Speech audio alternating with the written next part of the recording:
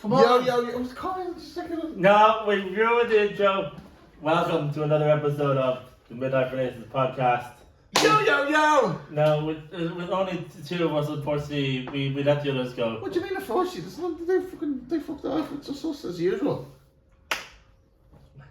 Language. I told you this is not a PG kind of podcast. Like we know it's our 18s. Like I can course all I want. You should course more. You should definitely course more. Look at this. Oh look, I got an Oscar. Nick got an Oscar. Woo! Stop. For best play, Oscar gave it to me because I'm the best at doing the podcast. Yeah, I was slagging. Come on, let's get cracking. Episode 56. It is episode. Yeah, 56. Yeah, go on. So we're going to talk about how the Millenniums is the best generation. If you have lived under a rock, you don't know what the Millennium generation is. So we're the Millennium generation. We kind of grew up around 1981 to 1996. Jeez, I didn't think you would figure that out.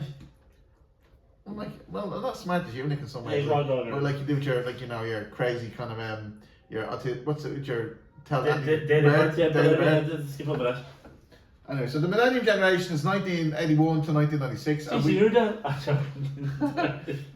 but there's other generations, like the baby boomer generation, which probably are me and Nick's parents. Yeah. And then you have the Generation Z, which is the generation after us, which is, I think it's like 2097 to 2012. Yeah, she's got that right as well. Yes, I'm on fire today. And then we have the Generation X, which are the parents of the Generation Z, so blame them for the Generation Z. Generation X are like what are they? They're like before us, the one before us. They're before, yeah. They're like 1960 something to 19. Generation Z, 64 to 1980. Anyway, so just want to reiterate how cool the Millennium generation is. We are the coolest generation. We are in the middle of the one before us and the one after us, who are totally insane.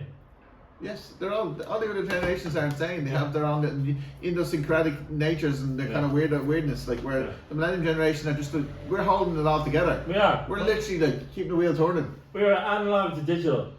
Yes, we knew what like a VHS tape was like. We knew what it was like to rewind back a movie you got from the video store. Yeah. If you never heard the video store before, you're like way too young. Yeah. It was not Netflix. This is the pre-Netflix. Yeah, actually, I remember the day when I could order like a CD from Netflix. I get the CD delivered to me, and I watched the movie, and then I'd send a DVD. I'd get a DVD, and then I'd send it back to Netflix. I remember that day. I remember going into Extravision, and queuing up for my video, the latest release, like. But I remember going to Astrology and having to order it for the next day because it was all sold out because they don't have enough copies.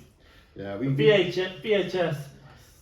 I mean, yeah, like the video recorder, we'd have to rewind it back when you get the tape from Extravision. No one rewinded it back, like. Yeah. But I remember you had to get to a stage where, like, please, when you give your VHS back, make sure you rewind it back, like. It's like it was the bane of my youth. But anyway, so. We are Millenniums. Yeah. So I'm like 43, you're 44. Yes, I'm older. Yes. I'm wiser. Well, I'd say older looking, in fairness. Yeah. But maybe slightly wiser, I don't know. But the Millennium generation started the year I was born, so I am the Millennium man. So I think you're Millennium man, very good. Not to be confused with the Running Man, which is a movie coming out again.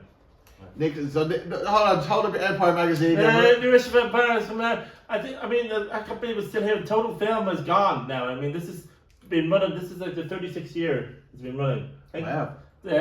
I think it started around when Batman with Michael Keaton and Jack Nicholson came out. So what year was that like? 1989. You're the maths whiz, not me. 1989. So this is, well, in fairness, it feels a bit smaller. It used to be better. I mean, there was more reviews, and the reviews are much better. They used to have charts, top 10 charts. They don't have that anymore. And I think because it's more, this is online as well, so you can actually see this online. That's an interesting point, though. Where's the who runs the top 10 now? How do we regulate it? Is it top 10 on Netflix or is it cinema? No, we used to be top 10. It was top 10 of the month in the cinema, the US and the UK. We used to do up to about 2010, I think. Yeah. But this is. And I used to look forward to see what was the one the whole month, because this is before internet, and you know. But this is a good point, because this is with the analog, that's an analog, which is a hard physical copy, like, and then we went to the digital. So we literally transitioned from the analog, which is paper, you know, videotapes, is the actual physical drives, and then we went to digital, where it's all online, it's on the internet based, like. But we've kind of we've shepherded the transition from those two worlds, like, and we kind of you know, we kind of experience both the goodness and the badness of both worlds, like, you know, the internet revolution is good or bad. Social media can be great, but it's also can be toxic. And then you have the analog, where it's like, you know, analog is great, but then it's like, you know, queuing up for a VHS video, like, when it's not available, and there's only like 5 new copies in the video store when really 100 people are looking for a VHS. So we experience good and bad, like, but it's interesting though. You know, as I get older, I'm looking back and getting more nostalgia, and I want to go back to the Emperor magazine and Running Man, because like. No, I don't want to go back to anything that's slower than a snail. Well, here's the thing. Yes, you always say here's the thing. I do always say that, and you always like try to mirror me saying here's the thing. But it's interesting, like, the Running Man, like, this was a movie the first original was Arnold Schwarzenegger was the Running Man, like, back in the day, like, that was the 80s, like, and I remember watching as a kid, like, geez, I don't even know how old I was, but I probably shouldn't have been watching at the time. But now it's been brought out and revamped, like, the new kind of modern thing, but it's the same story, but it's just, but this is why, because remember we're talking about the, you know, who goes to the cinema now, like. No. Oh dear. You know your phone. No, I'm just trying to find an article that I keep on sending him Instagram reels, because it's research for this, but he doesn't know. He doesn't look at them. No, you said that to me at work today. I was busy at work and I couldn't just read the articles. Remember we were talking on the phone last night. Remember the point you're making about cinema, like, who actually buys the cinema tickets? Who buys the movies? Like, our generation, the Millenniums, we all go to cinema because we always love cinema. We always love movies. We always love that kind of culture. And then, you know, and then you have the kind of trolls, like the cancel culture, where they say, "Oh, that's inappropriate to put that in a movie now," because it's like, you know, like the likes of. I know, it's just. Yeah. Oh, everyone's for God's sake. But it's like they're afraid to put up like proper, you know, stuff like of our context, our funny jokes, our dark humor, like, and stuff like we find funny, like the Waterboy movie, like. We watched that like in like the 90s, like 1998. Yeah, and that was so funny. Like when you look at that now, it's like Waterboy. You know, it's like it's kind of like you'd like we wouldn't be PC. Like if you like we saw like people. Well, Big Daddy was the one that came after Adam Sandler. And that was probably worse. Yeah, like they're pissing in the street or something. But you know what I mean? It was air kind of humor. Yeah. And now it's like they don't make the movies like they did anymore because they're afraid of like, you know, trolls or, you know, internet culture or cancel culture. Like that's inappropriate. That's not appropriate enough. That's like too. It's like they don't even buy tickets for the cinema. Like they have no money. They're all like spending like in health foods and stuff. Go back to the year 1999 when all the great movies came out. 99, yeah. Forrest Gump, The Matrix. No, 1999. No, I mean The Matrix, Austin Powers, and South Park. Two movies that kind of went above the. Bro, they were so like taboo or like kind of said exactly. Stuff like, Austin Powers, definitely called. And actually, they started a movie website called Box Office Mojo, and I'm presuming that's after Austin Powers because Austin Powers shagging me. Austin Powers. No, the Mojo. Fat Bastard, remember Fat Bastard? Get in my belly. Okay, he's getting a bit too excited. I'm trying to explain something. He's getting a bit too excited. Sorry. Box Office Mojo, whereas I think obviously because in the second one, Dr. Evil is all about stealing his mojo, because that's what makes him Austin Powers, you know what I mean? The love juice, like. Yeah, and then there's oh no, I've lost my mojo! And then, Yeah, Wee Man and the dwarf, the Wee Man, like stuff like and the Dr. Evil and stuff like that, wasn't it? Like. Yeah, he was 1/8 your size or something. Yeah. Anyway, we're gone off topic. Yeah, but no, actually, we're not going off topic because that was a movie site designed to, and actually it started off just giving one chart, and now it expanded to giving loads of other charts, like charts from it starts to be giving the top 10 movies from 1982 weekly, and it's kind of interesting to see how movies did back then, and there was Star Wars was in the top 10 for a year nearly. Yeah, but this is the point that I suppose what the interest was the transition from the analog to the digital. There's also the cultural icons and cultural institutions. There's a transition of like cultural sacredness and stuff like that. As I say, for example, back in the 80s and 90s, like you have the box office, the top 10 box office in the UK and the UK and the US, like, and they were on BBC One or on ITV, like there was. No, it was film whatever with Barry Norman. Yeah, in the 90s, and then Dave Fanning did the show, the movie show on RTE. Yeah, 2FM or something, wasn't it?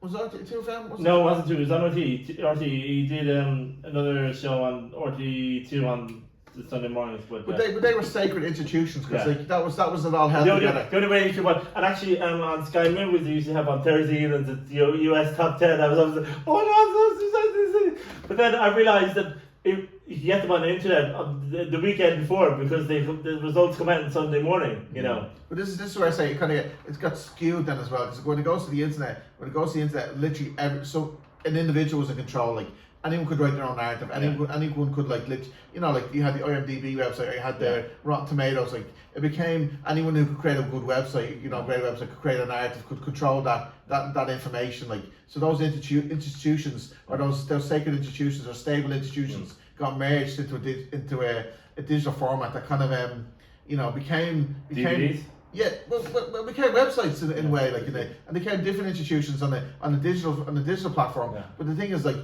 we don't know who controls them, or we didn't know who controls them, or they have their own biases and they have different things. Like, so it's just a brand new format, brand new narrative. Like, I was in Easton's today, and I saw, was it 4K now? Is that the new the high resolution, like is it 4K or something? Like the resolution of TV screens. Yeah.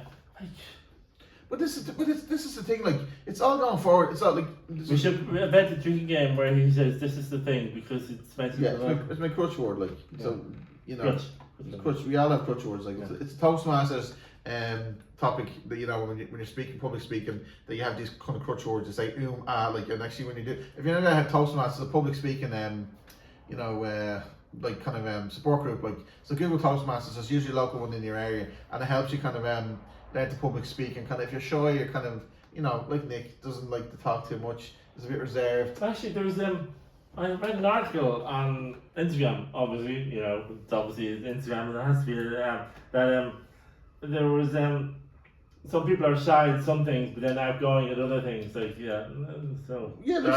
some people have the skills, like you do your movie stuff. You're like Rain Man, like in the slag, like, but the knowledge just comes straight to you, like where I would be like, okay, talking like Rain Man and Jiu-Jitsu. Rain Man and fucking Tom Cruise, like doesn't happen in the Tom Cruise, like. But back to the Millennium generation, we kind of shepherd a transition from the stable culture, the stable cultural institutions to the modern day institutions, the modern kind of the modern digital institutions, and I think this is where we could come in and we could be a bit more responsible and say like, okay, right, take more control, take more responsibility, say, okay, that was good, that worked in the past, like Empire magazine, that was a good magazine, that was a sacred magazine, that information is good, it's non-biased, it's good content. And then kind of be more supportive and buy their magazines more, and then also support the good companies online, and be like support the kind of good narratives and good like Rotten Tomatoes, like, because they always have good they're pretty good. That started out in 1998 actually. Rush Hour, the original one, was the one that. Yeah, you meant actually because the movie set up the Rotten Tomatoes, but that's a good basis for looking at a movie and saying whether it's a good movie or not, like. Yeah. So it's a valid. I feel like Empire magazine used to give 5 stars to like really, they used to give 5 stars a lot to So like crappy magazine, like crappy movies, is that? Yeah, not crappy, but movies that didn't really deserve. So if you say this decline, as it said, Empire magazine decline has got like better. Alien Earth here has given it 5 stars. I don't know, maybe it is, but I mean, come on, a movie called Alien Earth. Well, look, you're never happy. You never give a movie more than 6 out of 10 anyway. Well, yes, well, that's you. But you're a total movie critic. Like you're literally your movie is your life, is your skill, like.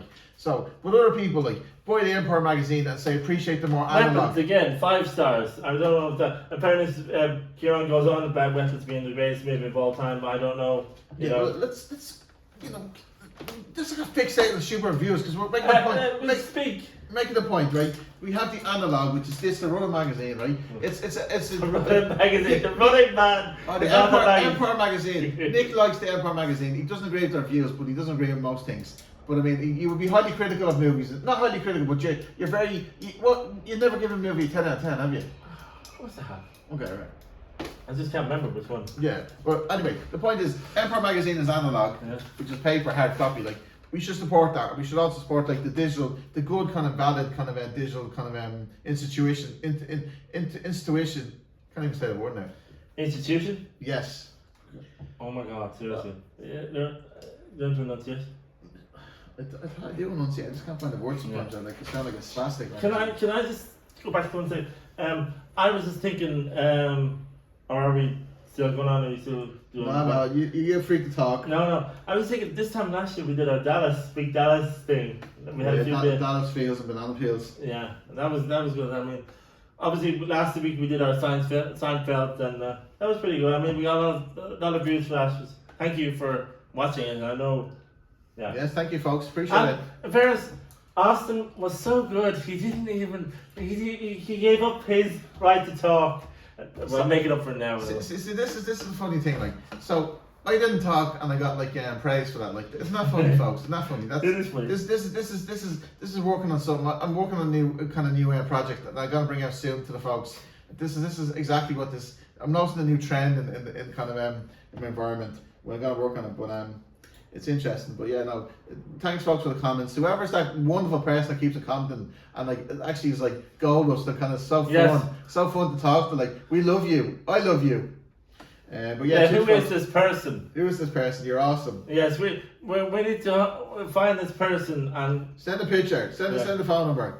Send a Facebook profile or something. No, Instagram profile. Don't be so creepy. Don't be. So you just. Don't engage with him. Don't engage with him. See, I want to know this person because I want to engage him. So like an Instagram like a profile is actually valid. What if it turns out to be a robot? Well, then we never know. Will we like the bot like the bot send me an email or something like that? This is how powerful James Cameron warned us. As he said, he warned us about the AR revolution coming in 1984. Yeah, well, this is the thing, AR revolution. So we're responsible now. We're the gatekeepers now. You might as well say. So we've transitioned. We've shepherded the analog to the kind of the digital. We are now the grown-ups. Like, we're now the grown-ups in the digital space. Like, I still feel like in my 20s. Although I don't know if we're in our 40s. Like, we are like. In 5 years' time, like the 1980s were like 50 years since 1980. That is insane. But here's the thing, I feel like a grown-up. Here's the thing, I feel like a grown-up, folks. I feel like I should be taking more responsibility. I should be doing more and be more kind of more, do better. Aim up and kind of be some way add to the narrative, add to the space, add to the kind of conversation in terms of like that. We are my generation, the millennium generation should be taking more control or even kind of responsibility. It's our time. I mean, it's not. I think the generation after us is past at the time, but we're the main focus. I mean, and the one behind the one after us are just they don't want to do anything. They want because of them, probably jobs would be obsolete because of them. Well, I love AI and ChatGPT and stuff like that. So we're looking at some stuff like say with values that that millennium generation are actually interested. So we're into kind of meaningful, purposeful work in terms of like work that has meaning and purpose, and we always spend our money on experience as opposed to like buying assets or material items. We always tend to buy experiences. But values of our wealth seems to be our core tenet in terms of like unlike the baby boomers who chase security, so they chase material security. Like, so that's why a lot of them own the businesses and a lot of them are in positions of control and power in terms of institutions, and they control the business, they control the intuitions and the decision makers. So they always chase security. But Generation Z, which is a generation after us, and that's like from 1997 to 2012. They chase clout apparently, so they chase status, fame, and they're the total opposite of us. They're the soberest generation, whereas we're the drunkest generation. Yeah, but this is stuff we see on Instagram keeps on popping up. The millennium generation have drinking the most drink of any culture, any generation. That doesn't history. define us. We're not all drinking. I mean, No, but the maybe- Irish are, you know. Maybe it does define us, maybe because like the likes of we've gone through wars, we've gone through pandemics, we've gone through recessions. We actually had the 2008 recession, the house crisis. We actually see exactly. what was Gulf like. War. Yeah, our feet was 9/11, the SARS, the foot and mouth. You know. Yeah, and swine flu. But our feet was actually to the fire. There was a stage in 2008, like where the financial crisis was like so bad that we were actually like, we're actually like, where do we do our money and stuff like that, So we've seen it all, and the fact that we keep moving forward and we're adaptable and we're creative and we keep moving forward with strength and kind of adaptability and resilience. I think it's a lot said for our generation, And I think it's about time we kind of stood up and said, like, let's keep the shit together, let's keep the wheel turning. And like, if there's movies and there's dark humor in movies that we actually like and is inappropriate, put the movie on because we like that kind of movies. Like, I say you like Tropic Thunder. Yeah, it's kind of cool, yeah. It's funny, but why not? Like, it's humor. Like, my favorite comedian is Ricky Gervais, like Jimmy Carter. My favorite hands down favorite. Of course you are, because they're the stream ones. And I'm going to see Dave McSavage in October the 2nd. Who is he? Dave McSavage, an Irish comedian. Give him a shout. Dave McSavage, he does a podcast. He's a show in the Tree Olympia. I actually don't know that much about him, but I'm following him on Instagram, and I like his humour so far. So I'm actually going to go see his show. I'm going on my own because that's what the Millenniums do. Because we actually just choose to be, grown up and kind of, a lot of Millennium generations have actually gone to restaurants on their own. We're the first to kind of do that. We go to restaurants, you have a food on your own, and you go to a movie on your own, and kind of, because like we self-soothe, and we kind of we don't wait around for anyone. Like we just kind of I'm going on a rant now, but you're supposed to save me when I go on a rant. No, you're okay. And actually, no, you shouldn't go on a rant because that's how we lose the video viewers. Yeah, they do. Yeah. But like, when you say it sounds cool, Put us in the top 10 of Irish podcasts because I've been looking. We're going for a top 100 podcast. If you want to be like in the top 100 podcasts, it's like there's some weird ones out there. Year, Can I just mention one weird one? My therapist ghosted me, for God's sake. What the hell is that? How is that a podcast? For God's sake, I'm sorry. Therapist ghosted me probably because you're gobshite. No, I don't know. But how is that a podcast? But this is the thing. Like, we're awesome. Why aren't more people listening? Yeah. Why is there loads of football podcasts in the top 10? Like, there's no we're so original. We're the midlife renaissance crew. Yeah. We're focused on the midlife renaissance. We're focusing on youth and 1980s stuff. And yes, nostalgia. Millennium generation. We like. If you were born in 1981 or between 1996, you should definitely be listening to this show and commenting all the time and posting and sending us messages and emails. Tell us what we're doing, good and what do you want to hear more of. Yeah, give out about Nick and abuse Nick and tell him. No. Sorry, we're not. Abuse Austin. Yeah. What are you? Comment if you want to come onto the show as well. If you want to come on and we're working on getting you because we got good comments to say like it's nice to see the new faces on the show and stuff like that. Yeah. So people like new faces and new but people that obviously know people that we haven't obviously we need to probably meet them because they might turn out to be a bit weird. Speak up man. Sorry.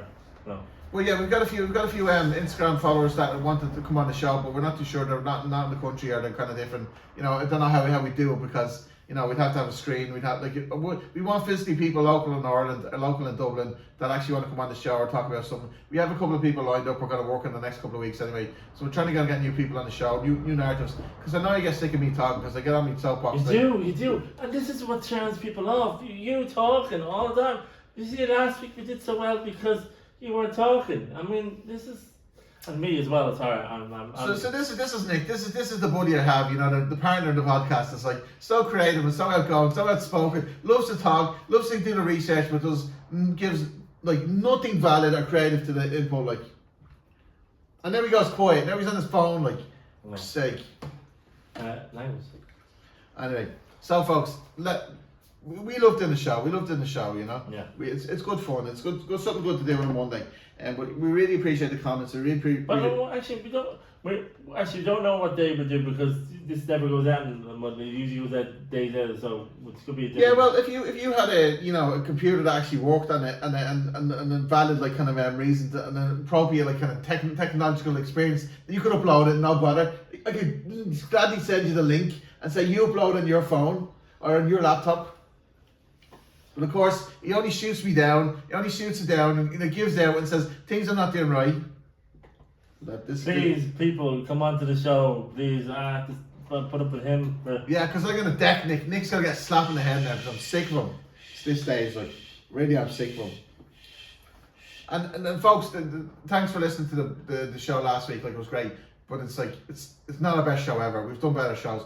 But, you know, it's one of our best shows ever. Yeah, it's one of our best shows ever. But we've had better episodes. So of course, Nick, you know, goes on and rant like, oh, we had a great show last week because we got so many people looking at the show, like. No, sorry. So we didn't even get that many people looking at the show, and you know, we break it down. Content.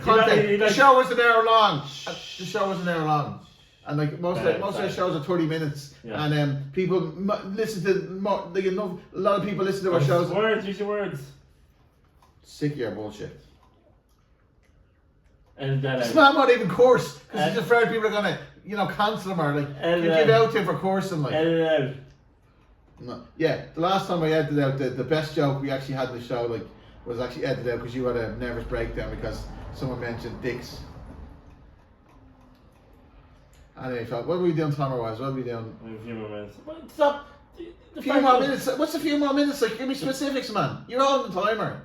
5 more minutes. Stop. 5 more minutes. Stop. I tell you, I slap him into shape, folks. If you want me to comment, if you want me to slap him into shape and tell him to get his ass in gear, name up and stuff like that. Stop being a bleeding negative nanny. And keep going with the comments. Yeah. Yeah. Yeah, we'll put out, as Austin said, we'll put out better content, you know. Yeah, put out better content. Come on, add to the conversation. Add. No, you're not wrong. But on a roll, aren't we? Yeah. You fuck. Where's your roll? Stop. Anyway, the millennium generation, as you can see, we kind of we learned to banter and we learned to not like fall like snowflakes with a bit of kind of, you know, intense words or, you know, energized words. Like, it's not a big deal. It's just the way we work. It's the way we banter. That's why we like on the pubs and kind of having drinks and kind of just shooting the breeze and kind of, you know, because like that's the way we grew up. Like, I remember when I was young, I watching football and my dad would be like shouting at the TV and be like, referee, this and that, like, and it's like, and like go to, you were outside playing football and he was inside playing football? When we're watching TV in my own house, my dad would watch TV, we're all sitting in the family. ITV, yeah. With the 6 channels that you had? Or 4 or 5 channels? Yeah. That's the thing. So, but what I was talking about was like we actually kind of I'm not afraid of a bit of negative talk or kind of you know, banter and kind of, you know, energy. Back in the early 90s when ITV had the rights to the Premiership and it was on and Man United and Liverpool were the 2 teams that were winning everything. Yeah, no, Liverpool wasn't winning everything. Man United was winning everything. Yeah. No, there was one of the teams that was obviously winning. No, Man United, Arsenal were winning. Man United and Arsenal were the 2 top teams back in the 90s. Like. Yeah. And we're United now. You know. This show is just flatlined. It's like we should just call it quits now. Like, oh yeah. I love this. We always start off good with the kind of yeah. Nick kind of just flatlines. He gets negative and he's like, "Oh, I'm not talking. I'm not. Look, he's being creative. He's been talking cunt fun." Yes, who won the Oscar? You got an Oscar. Yeah.